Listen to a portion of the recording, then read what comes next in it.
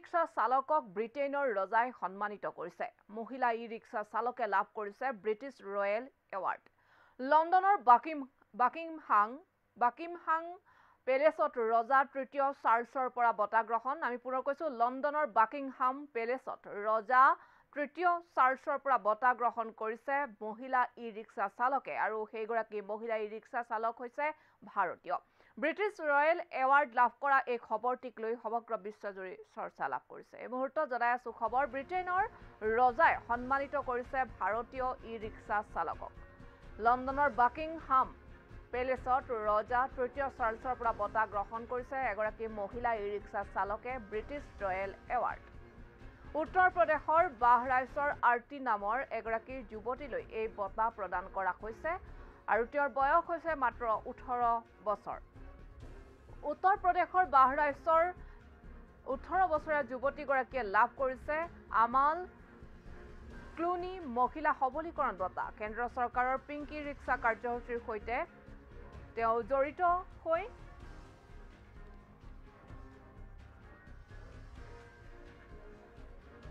অন্য মহিলাৰ বাবে প্ৰেৰণাৰ উৎস হৈ পৰিছিল, আৰু বাকিংহাম পেলেচত নিজৰ গুলপীয়া ৰিক্সাত উপস্থিত হৈছিলগৈ আৰতি।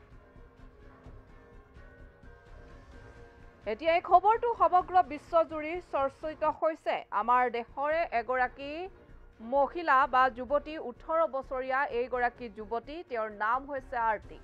বাহৰাইচৰ হৈ উত্তৰ প্ৰদেশ বাহৰাইচৰ তেওঁ, আৰু তেওঁ যি বঁটা লাভ কৰিছে সেই বঁটা লাভক লৈ এতিয়া সমগ্ৰ দেশজুৰি চৰ্চা হৈছে।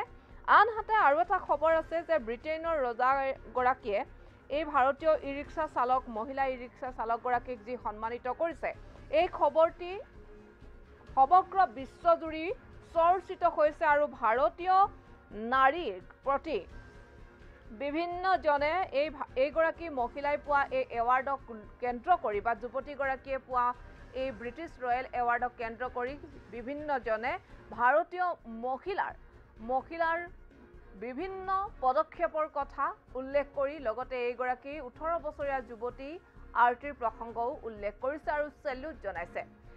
কেন্দ্ৰ চৰকাৰৰ যি পিংক ৰিক্সা, যি এক তেওঁলোকৰ কাৰ্যসূচী আছিল, সেই কাৰ্যসূচীৰ সৈতে তেওঁ জড়িত হৈছিল আৰতি, আৰু তাৰ পাছত এনেধৰণে জড়িত হৈ তেওঁ বিভিন্ন আন যিসকল মহিলা, যিসকলে স্বাৱলম্বিতাৰ সন্দৰ্ভত যথেষ্ট জ্ঞান তেওঁলোকৰ নাই বা তেওঁলোকে স্বাৱলম্বিতাৰ দিশে তেওঁলোকে গতি কৰিব পৰা নাই, যিসকলে ঘৰতে থাকে বা যিসকল মহিলাই এই বাহিৰৰ জগতখনৰ সৈতে যথেষ্ট পৰিচিত নহয়, তেনেসকল মহিলাৰ বাবে যেন প্ৰেৰণাৰ উৎস হৈ পৰিল আৰতি।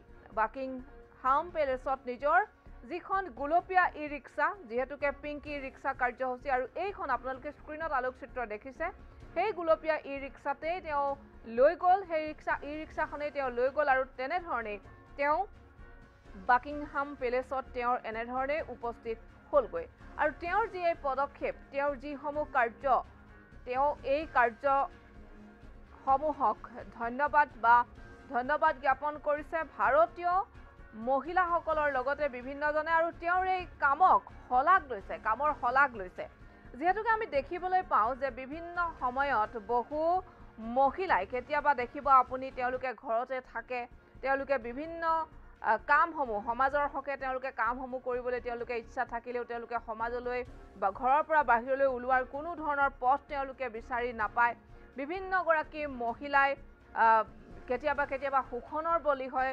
বিভিন্নগৰাকী মহিলাই আত্মনিৰ্ভৰশীল হ'বলৈ আজিৰ দিনটোতো বিভিন্ন মহিলাই আত্মনিৰ্ভৰশীল হ'বলৈ যেন শিকা নাই বুলি ক'লে আচলতে ভুল কোৱা হ'ব। একাংশই তেনেধৰণৰ পৰিৱেশ এটা পোৱা নাই, যি পৰিৱেশসমূহ এটা পৰিয়ালে এটা পৰিৱেশৰ যেনেধৰণে ভাল পৰিৱেশৰ এটা সৃষ্টি কৰিব লাগে, যে মহিলা এগৰাকী যুৱতী বা এগৰাকী কন্যা সন্তান জন্ম হোৱাৰ লগে লগেই বিভিন্নজনে বিভিন্ন কুসংস্কাৰৰ বলি হোৱা পৰিলক্ষিত হয়।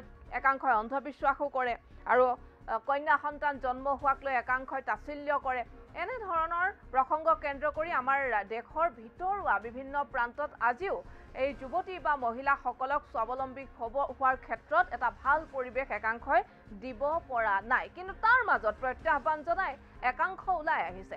একাংশ তেনে প্ৰত্যাহ্বান এই ঘটনাসমূহক বা কুসংস্কাৰ অন্ধবিশ্বাসসমূহক প্ৰত্যাহ্বান জনাই একাংশ মহিলা ওলাই আহিছে আৰু তেনেধৰণে ওলাই আহি সমাজৰ হিতে তেওঁলোকে সমাজ হিতৈষী কামসমূহত তেওঁলোকে অংশগ্ৰহণ কৰি নিজকে তেওঁলোকৰ কৰ্মৰ জৰিয়তে পৰিচয় দি সমগ্ৰ বিশ্বৰ মাজত জিলিকি আছে। আৰু তেনে বহু মহিলাৰ আমাৰ উদাহৰণ আছে। কিন্তু উত্তৰ প্ৰদেশৰ বাহৰাইচৰ আৰতি নামৰ এইগৰাকী যুৱতী তেওঁ যি কাম কৰি দেখুৱালে, এতিয়া তেওঁৰ এই কামক লৈ তেওঁ ব্ৰিটিছ ৰয়েল এৱাৰ্ড লাভ কৰিছে। ব্ৰিটেইনৰ ৰজাই তেওঁক সন্মানিত কৰিছে। উত্তৰ প্ৰদেশৰ বাহৰাইচৰ আৰতি নামৰ যুৱতীগৰাকী এতিয়া সকলোৰে বাবে হৈ পৰিছে প্ৰেৰণাৰ উৎস।